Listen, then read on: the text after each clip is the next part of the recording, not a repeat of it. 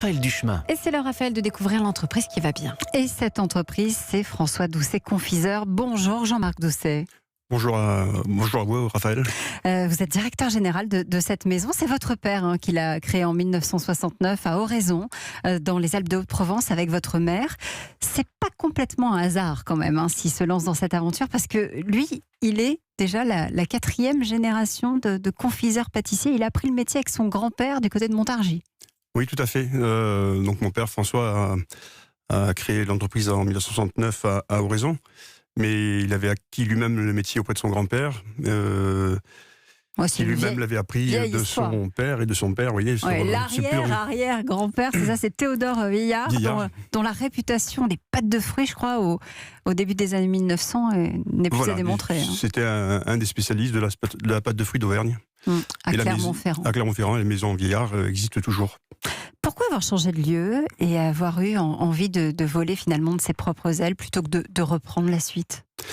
L'idée, c'est de se rapprocher du verger provençal, de se positionner au cœur du verger provençal où on a toutes les bonnes productions de bons fruits, d'abricots, de poires, de pommes, d'amandes surtout aussi. Oui, parce qu'il commence avec les amandes, avec les pralines, les fameuses pralines, c'est ça ? C'est ça. Donc c'est un des premiers produits.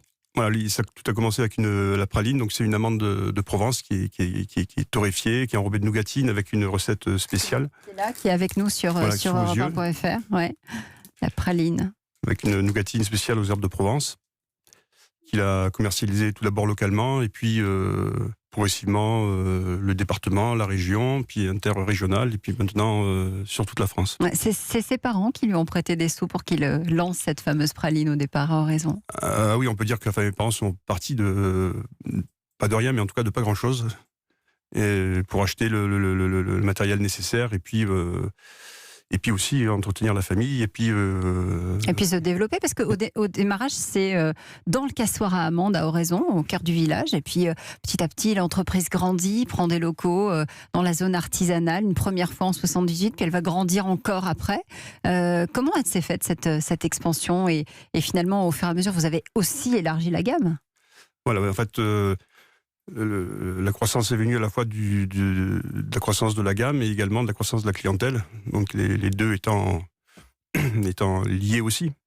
Mais tout a démarré effectivement dans un ancien cassoir à amandes qui va être le dernier cassoir à amandes qui existait à Oraison, le cassoir industriel, mais qui est rapidement devenu obsolète, enfin en tout cas trop vétuste, et ce qui explique qu'il se soit installé en 1978 dans la toute nouvelle zone artisanale, avec un bâtiment de 700 mètres carrés qui a progressivement agrandi, 1800, 2005, et puis maintenant on est à 5000 mètres carrés d'atelier. Ouais, pour pouvoir travailler les fameuses amandes de Provence, les abricots, les poires, les pommes des Alpes, et puis désormais les figues également. Marie, une question ? Moi, je suis toujours extrêmement impressionnée de ces histoires familiales. Qu'est-ce que ça fait d'être la 5e génération à travailler dans ce métier, et comment est-ce que vous faites pour réinventer l'entreprise de génération en génération et lui faire passer le cours des années de la meilleure des manières ? Tout d'abord, c'est une fierté d'être la 5e génération. Et se réinventer, c'est un travail au quotidien, c'est l'écoute de la clientèle, des modes de consommation, de ce qui se fait, des tendances de la consommation aussi, et puis également de notre propre intuition, inspiration, qui permet d'agrandir sans arrêt et de renouveler la gamme.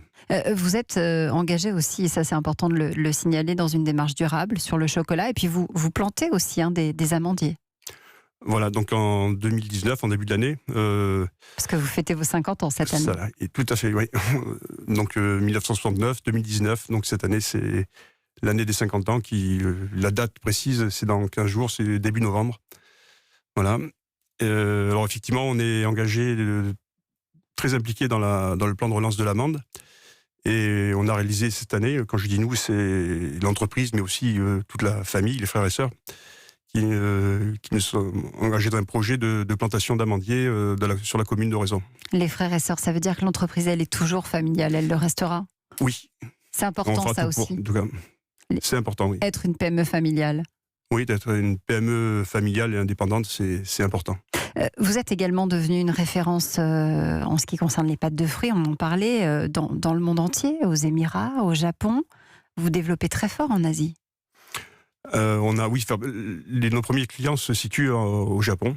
Le Japon est notre premier client, mais pas que. On se développe aussi maintenant dans certains pays d'Asie du Sud-Est, mais également au Canada, États-Unis, également en Russie, qui aiment beaucoup les produits français, en Australie, et puis aux Émirats arabes également.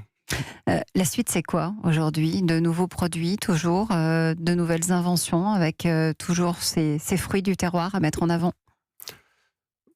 Oui, la suite, c'est ça, c'est toujours innover, rechercher de nouveaux fruits, Essayer de trouver ce qui va plaire au public, aux gourmets. aux gourmets, oui. Et toujours nouer des relations plus fortes avec nos fournisseurs, enfin nos producteurs de fruits. Ça, fait partie des choses importantes. De la manière qu'on le fait avec nos clients, avec nos fournisseurs en général, puis nos salariés également. C'est François Doucet, confiseur, et c'est aujourd'hui l'entreprise qui va bien. Merci Jean-Marc Doucet d'être venu nous en parler sur Europe 1. Merci.